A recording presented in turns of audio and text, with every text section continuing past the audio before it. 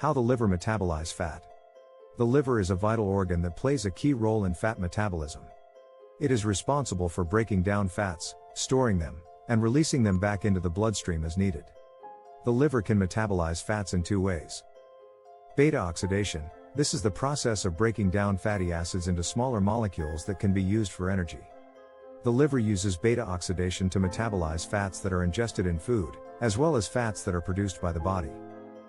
Fatty acid synthesis. This is the process of building fatty acids from smaller molecules. The liver uses fatty acid synthesis to store excess energy as fat, and to make fats that are needed for other bodily functions. The liver also plays a role in regulating cholesterol levels. It produces bile acids, which help to break down cholesterol in the intestines. The liver also removes cholesterol from the blood and converts it into bile acids. When the liver is not functioning properly, it can lead to problems with fat metabolism. This can lead to weight gain, high cholesterol, and other health problems.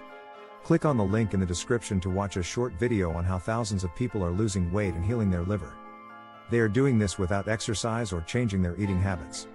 The ultimate 21st century solution. If you have someone you care about who struggles with weight loss, please share this video and the link in the description. It could be a life changer.